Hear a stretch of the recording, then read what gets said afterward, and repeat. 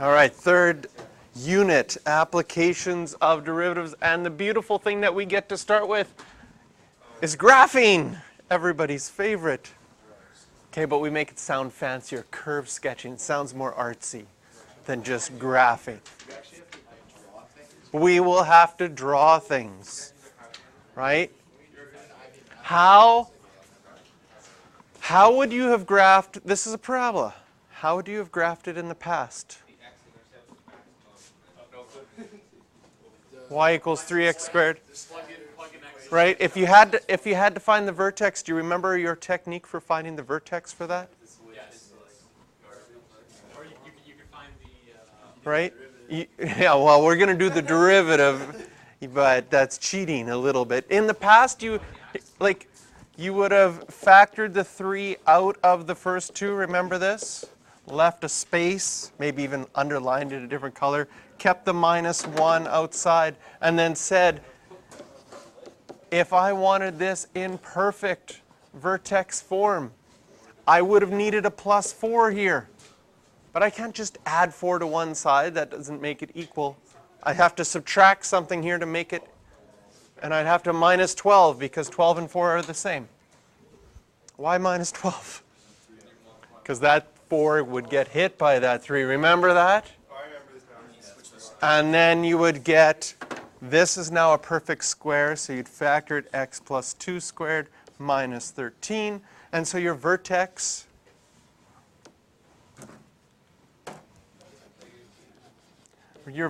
is at -2, -13. What are we going to do this year is say, I know this is a parabola. Parabolas look like, I know this is a parabola that's going up. If I want to find my vertex, and I thought of a tangent at my vertex, what would the slope of that tangent line be? Be 0. So all I have to do is do the derivative. How hard of a derivative is this one? So easy. It's just going to be y prime equals 6x plus 12. If you set your derivative equal to 0, if I want to find out when it's equal to 0, you get your x value of -2 quickly. And all you have to do then is plug that -2 back in for x, and then you could find the -13 for the y. What's that? It's actually easier? That's cheating. Derivatives are cheating.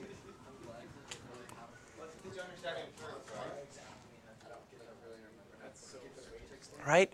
So the derivatives we've been doing, it's all about slopes of tangent lines. Yeah, it actually makes sense because the slope is 0, which means it has to be maximum or minimum. And anywhere where the slope is 0, you're going to get a maximum or minimum. So we're going to look at some characteristics of slopes. Right? If f prime of x is equal to 0, what does that mean? It's a maximum or minimum. Right? It's a maximum or a minimum.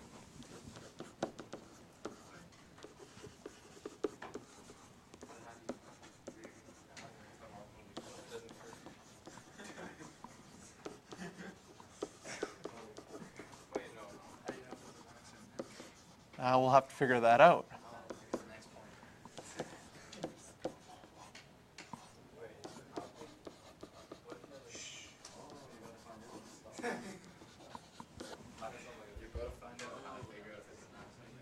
It's a max or min because the slope of the tangent is 0, meaning it's a horizontal line. That only happens when there's a max or a min. If the derivative is positive, it's going up.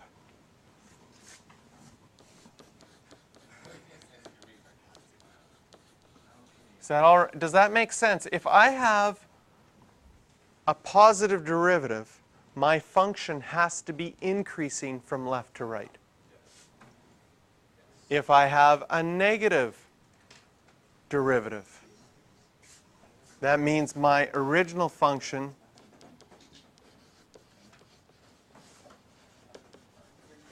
is decreasing.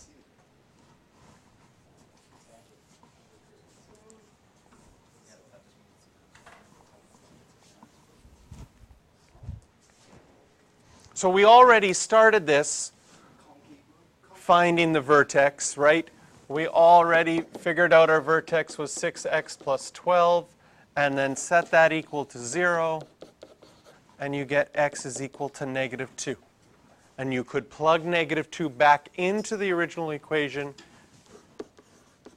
and you would get negative 2, negative 13. So that tells you your vertex. Now, we know things about parabolas. We know what they look like, and once you have this vertex at negative 2, negative 13, you already knew that this parabola goes up. Okay? And what we're going to do is we're going to, for graphs that we don't know what's happening, we're going to say, well, I know that it's 0 at negative 2. What happens before negative 2? If I plug in a number like negative 3 into my equation of my tangent, can you see that the derivative would be less than 0? My derivative will be negative for any value I plug in less than negative 2. And that tells me my function is decreasing. Does that match up with our graph coming down to our vertex? And then here, if you plug in something bigger than negative 2, your derivative will be greater than 0, meaning your function needs to increase after that point. Well, you knew that, right? But what happens when I give you a graph that you're not familiar with? Well, no. You know the equation. You don't get the graphs. You don't just get the graphs. You just Right? do that for to show us. So You know it opens up. you know it opens up, yeah, and we know that about parabolas. But let's say I give you a graph that you don't know something about. Like, what does the natural log of sine x graph look like? Right? It's like, ping, my mind just goes blank when I think about that graph because I have no idea what that graph looks like. Well, how could we use our calculus to help us?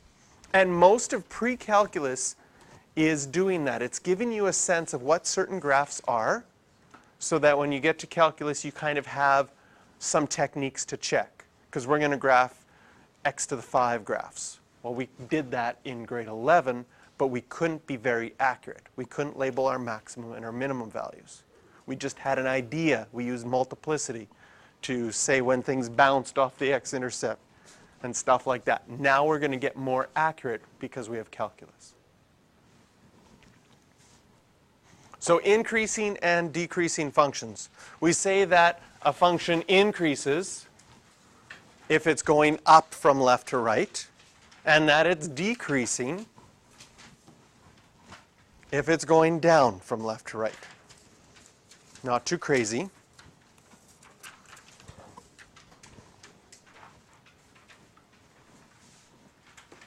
So on this graph here, we're going to label local maximum and local minimum points. I'll do those in green.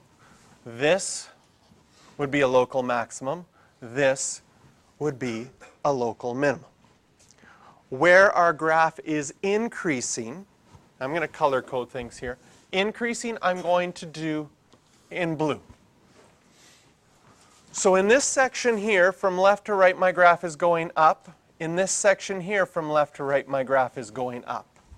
Can you see on those blue sections that if you drew a tangent line, its slope would be positive? So whenever the slope is positive, it corresponds to an increasing section of your graph. But wherever, and I'll do this in red, wherever your function is decreasing from left to right, any tangent that I would draw in that section would have a negative slope. And so if our derivative is negative in a section, it's telling us that our function is decreasing.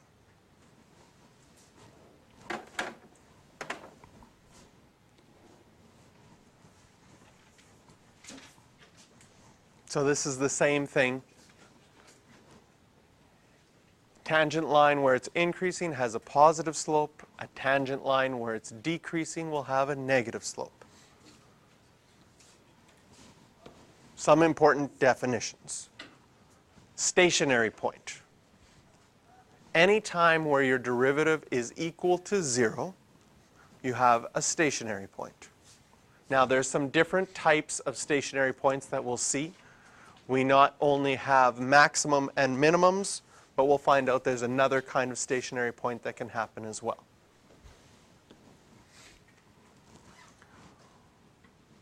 Any time where your derivative is 0, or you have non-permissible values in your regular function, we are going to call those critical numbers or critical points. And they are going to be very important for curve sketching. We're going to want to find out wherever we have any stationary points where the derivative is equal to 0, and also look at any places where the original function was undefined. And we're going to see how we use our critical numbers to help us graph.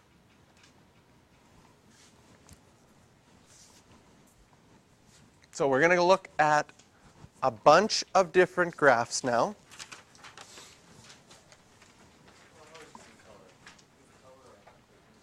Yeah. If you use your imagination, yours is in color.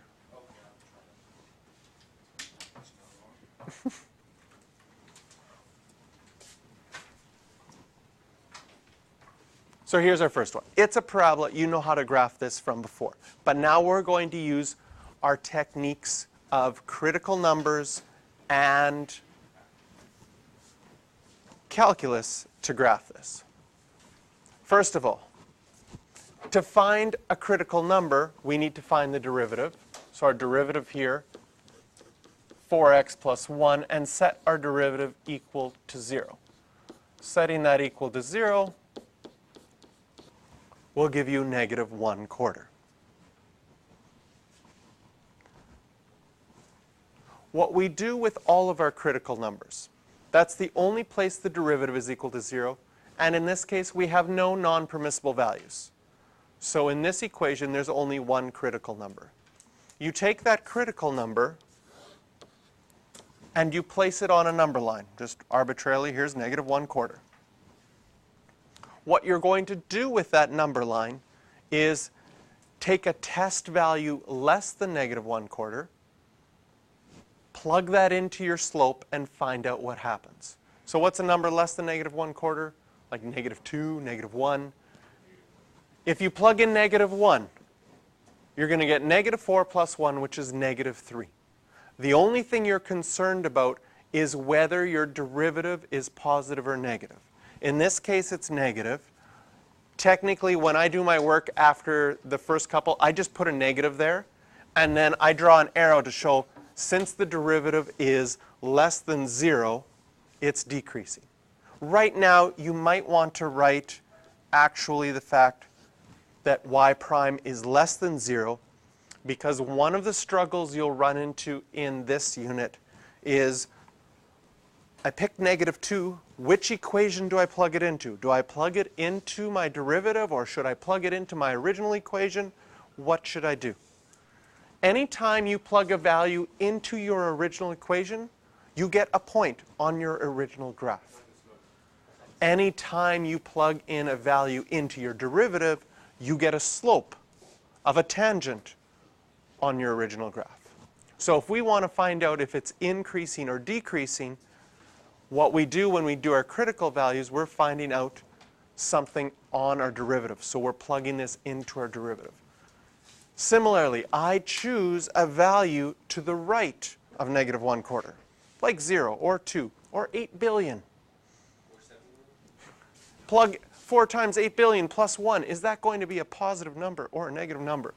It's going to be positive, so I know that this part is increasing. But for now, I'll write my y prime value is bigger than 0. And by drawing our critical numbers, we now can say for sure, I know at -1/4 I have a minimum point. We already knew that because we know stuff about parabolas. This is a parabola that opens up. It's going to have its vertex at a minimum. But our critical value and our calculus tells us the same thing. So if I want to go and graph this and make the sketch, One point that I'm going to have is negative 1/4 comma something. I could plug 1/4, negative 1/4 in for x, and I could find out exactly what that something is. You've got it already? Negative 7 over 4? Negative 67 over 4. So we've got the point negative 1/4, negative 67 over 4 as our vertex. That would not be a very fun value to have calculated with completing the square, but plugging it in isn't too bad. And then we know that it has this shape based on our critical numbers, and I'll often refer to this as a sign diagram because the only thing you were checking in there is what the signs were. It was negative, then positive. Yes? Yes, and we, like some really nice points that are on here, with a parabola you would need more than one point, but it's really easy to find the y-intercept here at 0, negative 21. Because you just have to plug in 0 for x. This one, does it factor nicely? No. Oh, maybe. Does that factor nice? I would say 2x and x and 3 and 7 and the 7 to be positive. Yeah, it factors nicely. So we've got 3 comma 0 and negative 7 over 2 comma 0. Oh, he lied. Okay, let's correct it.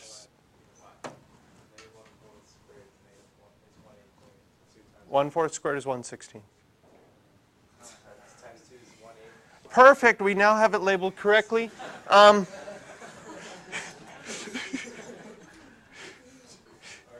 We could find that if we really wanted to.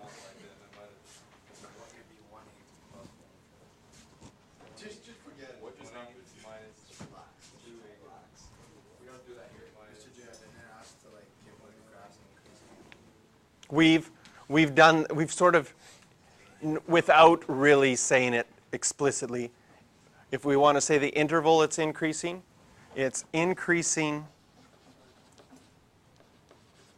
on the interval from negative infinity to negative 1/4 and decreasing on the interval from negative 1/4 to infinity. I flipped them here. Perfect. Decreasing, going down, as it obviously is, and increasing on that interval.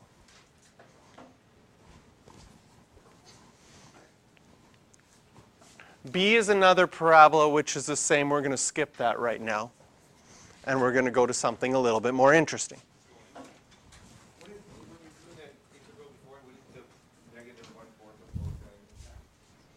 Well, it's not increasing at negative 1/4 anymore. That's why it's circled there. First of all, I'm going to change that 1 over x squared to an x to the negative 2. And I'm going to find my derivative. Y prime is going to be negative 2 x to the negative 3. Now, one of the reasons why we often write things with positive exponents, like this is the same as negative 2 over x cubed, is because now if you want to solve this, okay, when the first derivative is equal to 0, looking at this, can you see that it is never equal to 0? In fact, the only time a fraction is equal to 0 is if the numerator is equal to 0. But we still have a critical number. What's our critical number? Our critical numbers are not only where the derivative is equal to 0, our critical numbers also include non-permissible values. So we have a critical number at 0. No problem. Since we have a non-permissible value at 0, that's where we plug it in on our number line. And we have to check something less than 0. Negative 1. Good job, Peter. understand. It's like, been waiting all those easy questions. I'm going to throw out my answers so that you build up. Oh, I don't have to answer the hard ones because I've already answered the easy ones. And then, Like 8 today. yeah, Fine. what's less than 0? I've got this one. 12. Okay, so -1.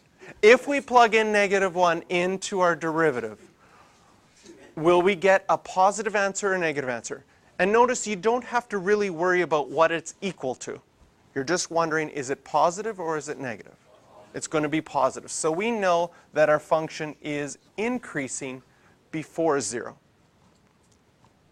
And after 0, if you plug in something like 7, the bottom will be positive, the top is still negative, it's going to be negative. It's going to be decreasing. So this might be a graph that you're not quite as familiar with. Like the 1 over x squared graph might not just pop into your head. You did this in grade 11. You did this graph in grade 11. What does this tell us? Well, what's going to happen at our non-permissible value? We're going to have an asymptote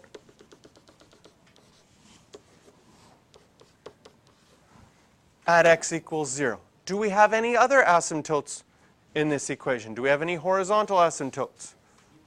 0. Yes, we have a horizontal asymptote at y equals 0. How do you get the horizontal asymptote at y? You get the horizontal asymptote at y equals 0 in a couple of different ways. One, your horizontal asymptote tells you what happens when x gets really, really big. So if you just do a limit, what's the limit as x goes to infinity? It goes to 0. What's the limit as x goes to negative infinity? 0. And then calculus now tells us that the only way you can be increasing with those asymptotes the way that there are is to be there. And after the asymptote, the only way you can be decreasing would be like that. Now you can plug in some values if you want to label it a little bit more, like when I plug in 1 for x into my original equation, because anytime you want to find a point on your graph, you're plugging values into your original equation. You also have -1, 1 that you could plug in. But our critical values and calculus also tells us the shape of this graph. Now in grade 12 and in grade 11 you would have done techniques for reciprocals. Do you remember that? You would have drawn the bottom of the graph, which is x squared. You would have taken points on x squared. For example, on x squared I have the point 2, 4. And on this graph I have the point 2, 1 over 4. And just done the reciprocal of those y values. But we get the shape really nice and quick from calculus as well.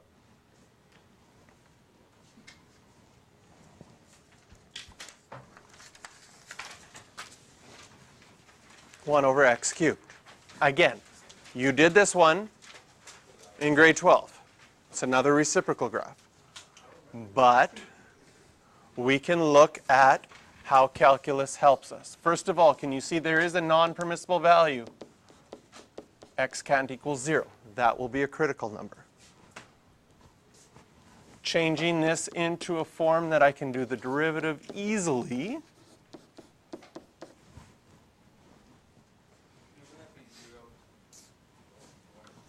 And then changing that to positive exponents so I can think about it easier. There's our derivative. Is your derivative ever equal to 0? No.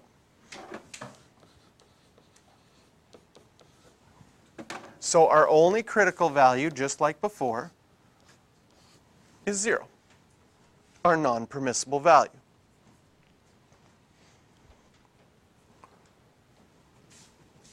Notice an x to the 4 on the bottom. Will it matter if I plug in a positive number or a negative number into that?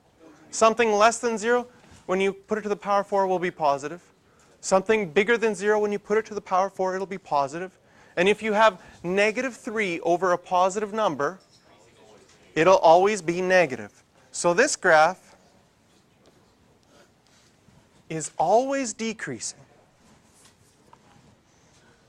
But how does that look? Again, at our non-permissible value, we have an asymptote. What's the limit as x goes to infinity? 0. So we have an asymptote here. How can I have it decreasing from left to right with those asymptotes? The only possibility would be here in this section and here in this section. Again, if you wanted to label some points, you can plug in some values, right? When x is 1, y is 1. When x is negative 1, y is negative 1.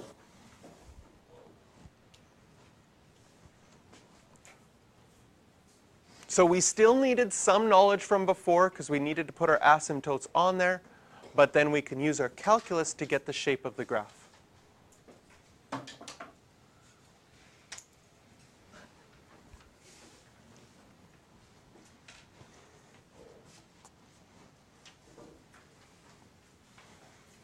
And here is one from grade 12 that we couldn't graph very well. Okay? In grade 12, one of the things we learned was this is an x to the 4 graph. An x to the 4 graph acted like a parabola, and since it's a positive x to the 4 graph, we knew that it started up here, ended up here, and something happened in the middle. It could be just like a parabola, or sometimes we had W shapes. I don't know if you remember all the different possibilities. Sometimes we had like a bend with it going through. So there's some different possibilities. But the one thing we know from grade 12, because it's an x to the 4 graph, that's its end behavior. It goes up when you go to negative infinity, it goes up when you go to positive infinity. Now in this case, there's no non-permissible values. But when we find our derivative,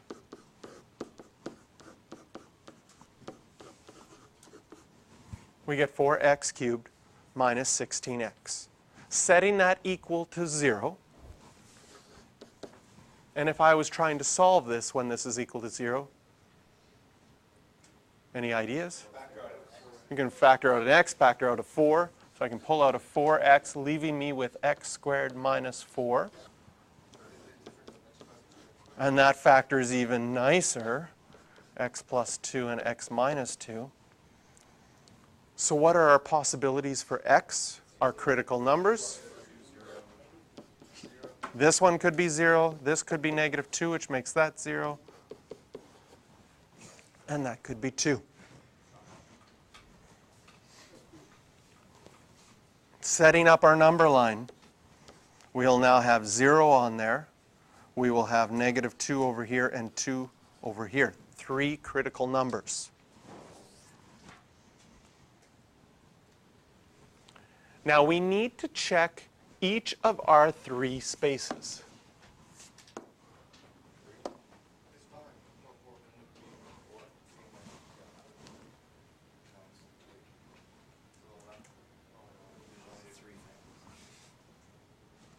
There's 4 sections that we have to check, right? Less than negative 2, between negative 2 and 0, between 0 and 2, and after 2. Now when checking this, again, you are not concerned about the value. So if you pick a number less than negative 2. Negative 3. So I'm not going to actually say, can you plug in negative 3? Do you know that negative 3 cubed is negative 27 times 4 is, and then multiply that all out and have negative 108 and minus 48 and figure out that that's what answer that is. We're not concerned about the value. So we'll often use the factored form. If I plug in negative 3, can you see that this will be negative? This factor, negative 3 plus 2, will be negative. And this factor, negative 3 minus 2, will be negative. And a negative times a negative times a negative will be negative, which means we start off decreasing, which is the only thing, if we used what we knew from grade 12, it's got to be decreasing if it went up forever to the left. That part should have made sense. Now, if you try something between -2 and 0, like -1, can you see that 4x would still be negative? When you plug in -1 into this factor now, though, this is positive. And -1 into this factor, -1 minus 2, will still be negative. And if you take a negative times a positive times a negative, this section will be positive and it starts to increase again. So how did I tell? I chose -1. I plug -1 into each of these factors. 4 times a -1 is going to be a negative number. -1 plus 2 is a positive number. And -1 minus 2 is a negative number. Okay? Try something between 0 and 2 like +1. +1 into here will make this positive. 1 plus 2 is 3, which is positive. But 1 minus 2, that's still negative. And if I have one factor that's positive, one factor that's positive, and another one that's negative, that section will be negative, meaning our function is decreasing. And finally, if you try something larger than 2, like 3, this is positive, and this one is now positive. Positive times positive times positive. Positive as well. So now when we go to graph this, we get a much more accurate graph than we could graph in grade 12. In grade 12, the best that we could do with this was try to factor it. Unfortunately, this one does not factor nicely at all. But what we do know is that we're going to have a minimum at -2 comma something. We're going to have a local maximum at 0 comma something. And we're going to have another local minimum at 2 comma something. What are those values? Again, if I'm trying to find a point on my original graph, if I want to graph my original graph and find a point on there, I plug -2 back into my original equation. So -2 into f of x is going to be 16. Minus 32 is -16. Minus 3, -19. Someone can check the math. I'm going to just, whoa. -2, -19. Well, not after the pi x derivative we did yesterday, or the other day. -2, -19. If I plug in 0,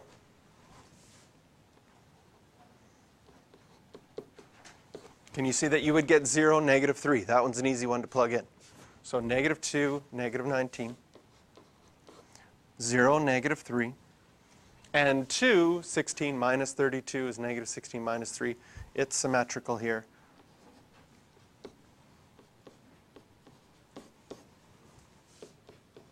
We'll get 2, -19 as well. And if we draw our graph decreasing, minimum, maximum, minimum, and increasing again, this is our final graph. If we could factor the original equation, we might be able to figure out our x-intercepts. However, in this case, we can only find our x-intercepts with our graphing calculator. It does not factor nicely.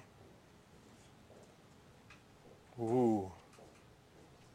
You could use the quadratic formula with an x to the 4, and then it would be x squared equals and x squared equals in your quadratic formula, and then you could square root whichever answers were positive, and you could get those without a graphing calculator. You want to try? So you see what I'm saying? I will x to the 4 equals 0. It was plus 8x, right? minus 8x squared, thank you, minus 3. This is the same as x squared squared minus 8x squared minus 3. And so using your quadratic formula, instead of x equals, it would be x equals negative b plus or minus b squared minus 4ac over 2a. And so you would get x squared equals 8 plus or minus the square root of, that'd be, oh, careful, this is positive 12, 76 over 2. And the square root of 76 is bigger than 8. So the only one that makes sense is 8 plus the square root of 76 over 2. And if you wanted to find out what x is, you square root both sides. And those are your x-intercepts. Simply nice numbers. So no, well, we just figured out how to do it without a calculator, but you wouldn't have to do those without a calculator. Way better estimation. Yeah, now you could say, what is this? This is about 2.8, approximately. Okay, doesn't that look like about 2.8? It's like a 2 point. Yeah, I think so. Happy 2 point. 8 plus 8, 16 divided by 2 is close to 8. Square root of 8 is going to be a little less than 3. I don't know, try it, see how close I am. Yeah, like, it's gonna be square root 2 times 2.